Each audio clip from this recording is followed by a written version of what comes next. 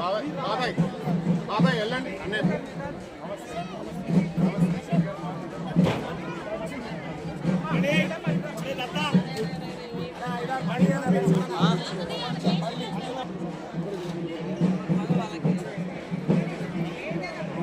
మన తిరుపతి గ్రామంలో 3 రోజుల అంగరంగ వైభవంగా జరుపుకుంటున్నటువంటి కనకదుర్గ దేవాలయ ప్రతిష్టాపన మహోత్సవానికి ముఖ్య అతిథిగా విచ్చేసినటువంటి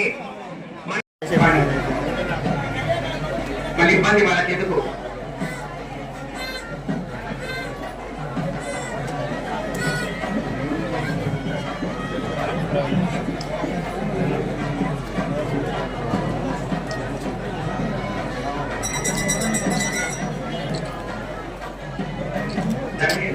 సార్ జరగా కాకుండా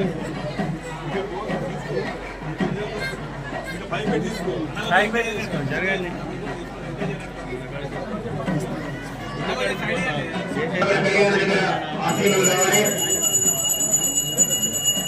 కార్యక్రమానికి చేసిన అత్యంత మహారథులందరికీ కూడా తిరుమల గ్రామ ప్రజలందరూ నేను బ్రహ్మదేవుని గురించి తపస్సు చేస్తానని చెప్పి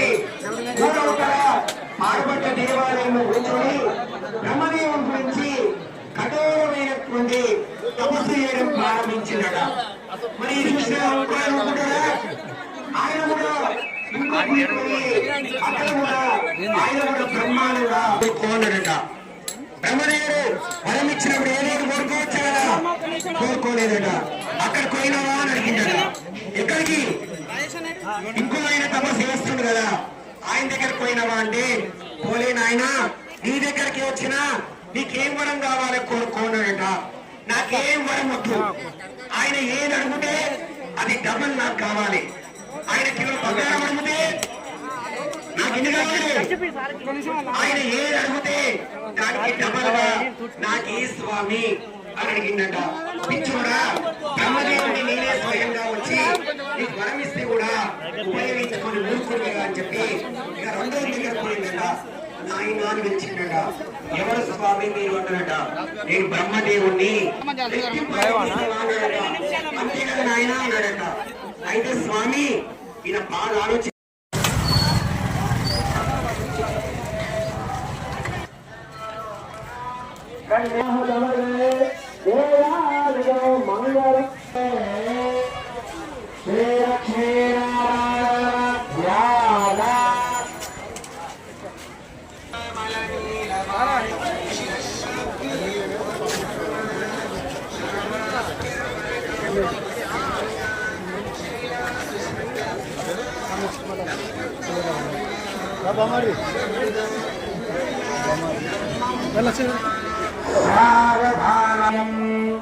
బ్రహ్మాండం వరమందిరం సురగణా యస్య ప్రభో సేవకాః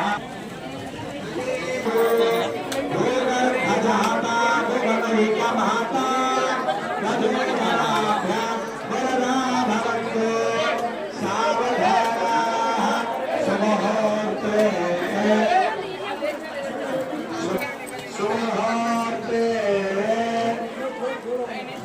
శుభలగ్నే శ్రీలక్ష్మీనారాయణ అందరూ కూడా తిరుపతి నమస్కారం చేసుకోండి. అయ్యా గట్టమైన వాయించండి ఆయన, అందరూ చప్పట్లు కొట్టండి.